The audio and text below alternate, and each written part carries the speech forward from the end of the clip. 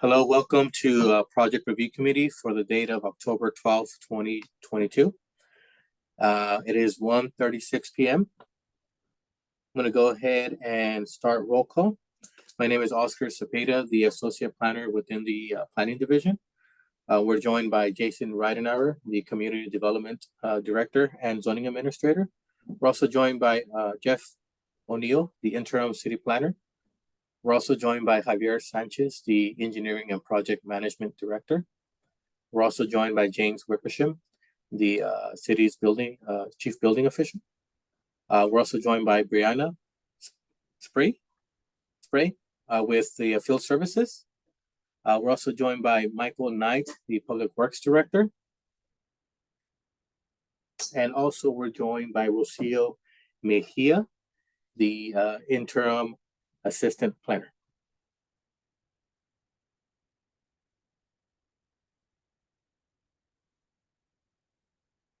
Okay, I'm going to go ahead and start oral communications.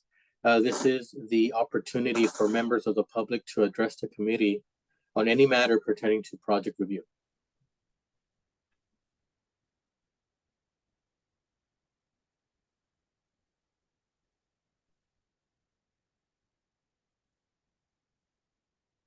Hearing none, I'm going to go ahead and close oral communications.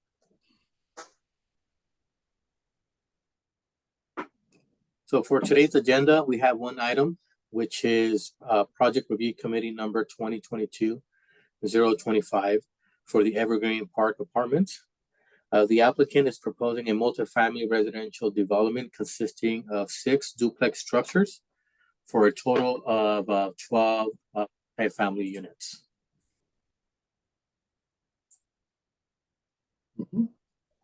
Go ahead and share the screen here for the development. Now, as far from planning, the development ordinance does require that the orientation of the building be adjacent to the street and present a pedestrian scaled entry with a residential. The site plan is not being shown currently. I'm sorry.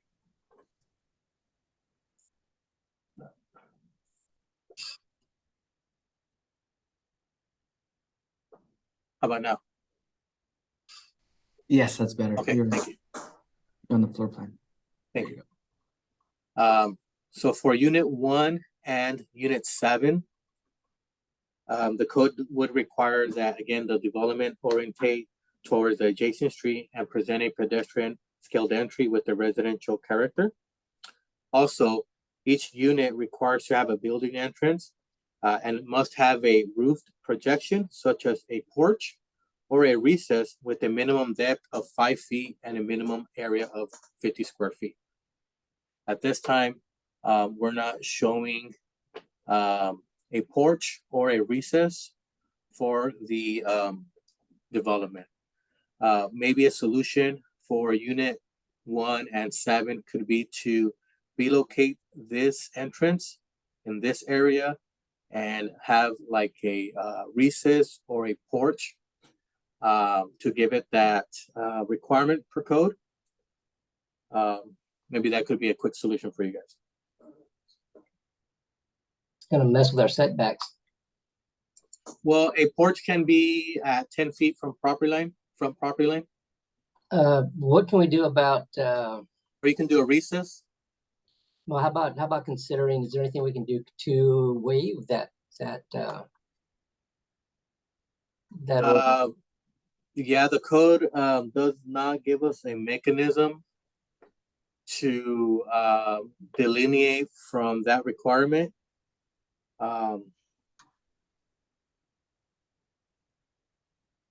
Building entrances must have a roof projection such as a porch or recess with a minimum depth of at least 5 feet. You could again potentially propose like maybe like a 3-foot porch with a 2-foot recess to get the minimum 5 feet depth again and achieve the minimum 50 square foot area. We're gonna have to be just a little bit creative here. but again, it's there's no we don't have a waiving requirement for that regulation. As far as setbacks, right now you're at 16 feet. If you provide a porch at the front, the porch could be at 10 feet.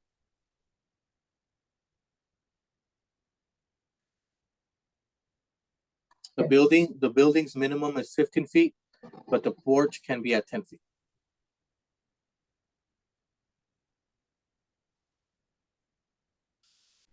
Yeah. Okay. It messes with the architectural style, but that's okay, I guess. I don't know. We'll see what happens. Now, other comments, just going to be, just standard development ordinance as far as open space, right? At this time, there's no identifying area for that. We just want to make sure that we provide a minimum of 100 square feet per unit as open space. And common open space typically consists of landscaped areas, common areas like patios, swimming pools, barbecue areas, playground, trees, bushes, ground cover, and turf. Again, we just want to make sure you identify it within the development. Of course, we are showing private open space, which the covered patio may count for that. Now, as far as the one-car garage, we just want to make sure it meets the minimum dimensions, 11 by 20 interior for a one-car garage.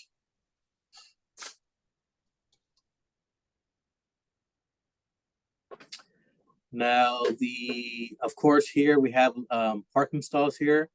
The code does require to have an island at the end of the rows.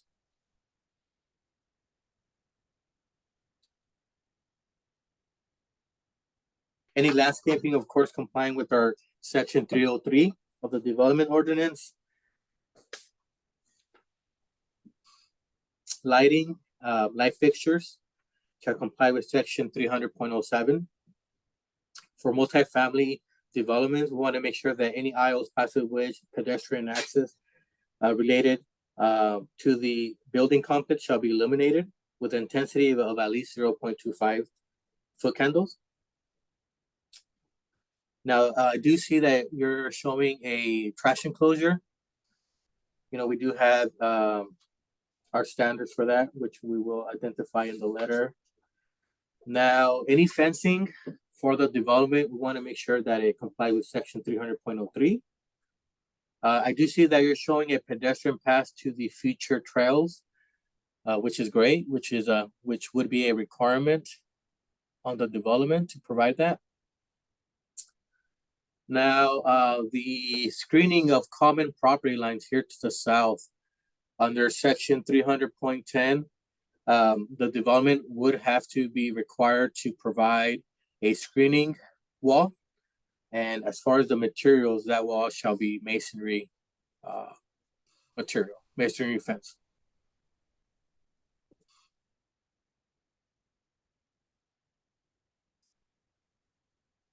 As far as signage, the development is permitted one building mounted sign and one monument sign for a cumulative area of 32 square feet.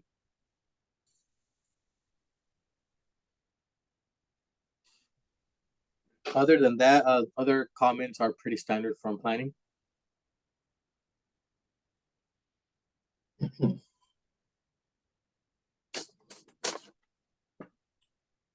You have any questions for planning right now at this time, Chris or Kelsey? No. But I do have one quick question. Mhm. I know I recall in 2019, there was also a proposal for the future development on the northern parcel. Is that still something in the future? No, two brothers own these properties separately, Okay, so they're not going to be doing this together. thank you for that information. Mhm. Next off, we'll pass it on to James with building. Hi, can you guys hear me? Yeah. Yeah, okay. No, it looks like a pretty straightforward project. They're duplexes, so no accessibility will be required.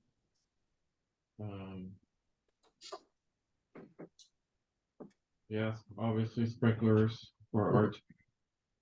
There are three, I'm sorry. But no, it's just standard comments during plan review.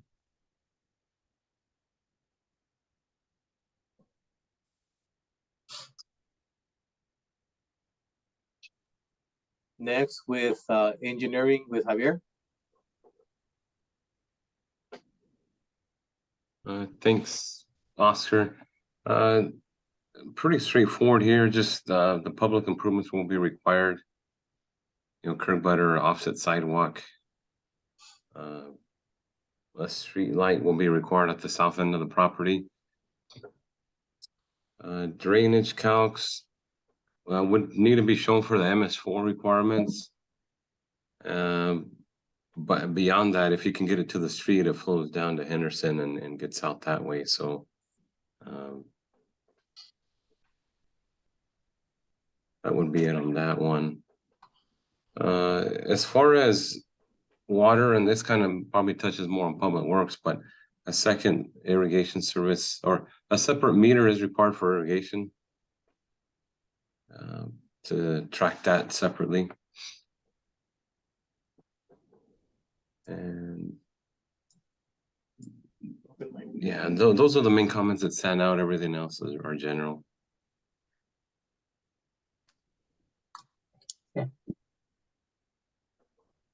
Thank you, Javier. Next with field services with Brianna. She's in my office, so Okay. I'll unmute.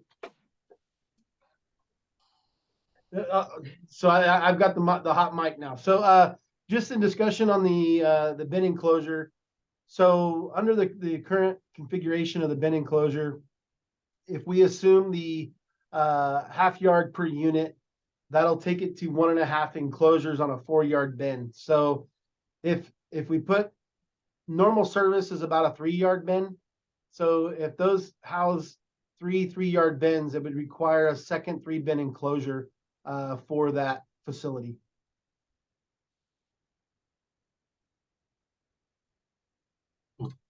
Some assumptions are made by 4-yard bins.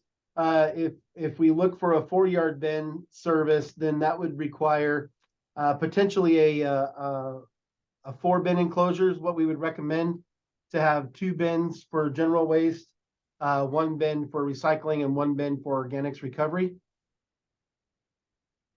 Depending on that would be a recommendation either way. So it'd either be a 4-bin enclosure at its current location, or try to configure in another 3-bin enclosure to accommodate the front units, so they wouldn't have to transport all that material to the back of the property. But that would be at the discretion of the design.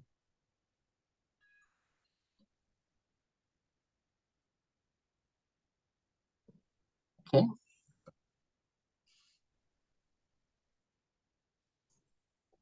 And happy to discuss any questions or thoughts in regards to those comments.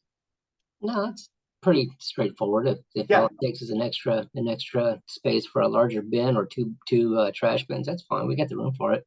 Yeah. Was there any concerns, Rihanna, in regards to the turnaround? I think we can accommodate that. It was more just access for the front units. Okay. So I think we're good on that. Do you want me to go ahead and address any water comments at this time too? Yeah. So Javier already touched on the separate meter for irrigation. I'm not for sure on the thoughts on the water. Will the fires, and I don't see fire on the call, so I was going to defer to his comments first. Will the fire line be shared with the domestic, or will it be a separate fire line from the domestic? I'm seeing it separate. So I've got 2 meters. We have 2 meters shown just north of the drive approach, one for if there's more than 1 meter for the domestic, and then another meter for the landscaping, and then the fire service would be separate from that. Okay. Then that should be fine, as long as you guys are probably well aware of the requirements for the backflow, the meter. and all that. So that should all be straightforward. Uh-huh. That's all the comments I had. Thank you.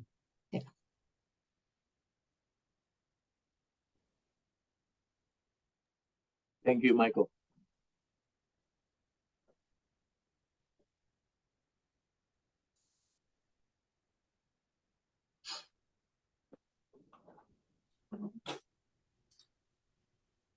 As far as fire department's comments, we will be providing that to you via the PRC letter. I could also update you that information once I get that from fire department. I can't access my email right now. Oscar, if Will you you would forward like, it? I can, let me share the screen. I'll jump on and take control, then you can access your emails and pull them up. so we can get the comments today. Let me So, give you that authority. Because yeah, for that way some we reason can- I can't open it right now because I'm recording the meeting.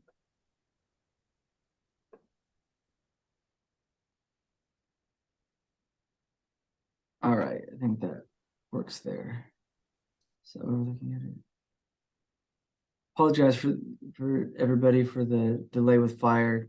Clayton just messaged me that he just emailed something to Oscar for his comments as he is had to jump out of the office.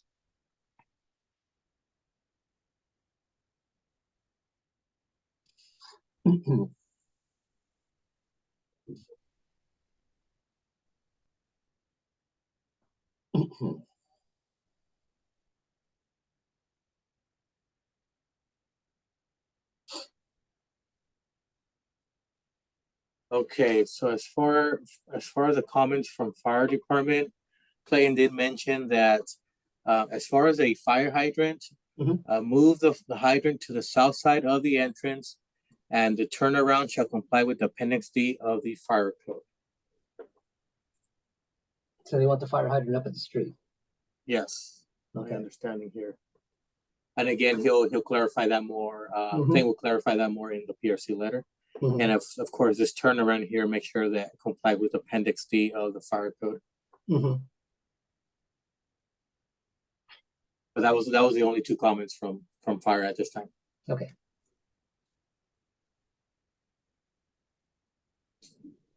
Looks like that's all comments from staff at this time. Chris and Kelsey, do you have any questions for the city? At this point, no. No. Sounds good. So we'll go ahead and compile the comments from each department in a letter, and hopefully to get that to you in 2 to 4 weeks.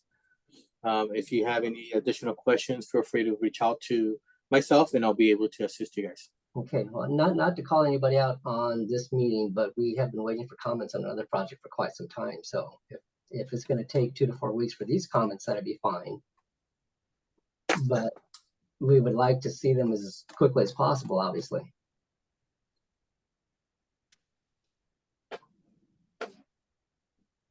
Yeah, we'll check on those comments again, Chris, and see and try to get those out to you. So Oscar, if you review, see who's lacking, and we'll make contact on those, and then on this as well, we'll try to get these out and follow up with us, and we'll keep following up to meet those out. So thank you for that, and we'll push forward on it. All right, thank you. Of course. Thank you, Jason, and yes, Chris, thank you. And again, we're gonna go ahead and end today's meeting at 1:55 p.m. All right. Thank you, guys. Thank you. All right. Thank you.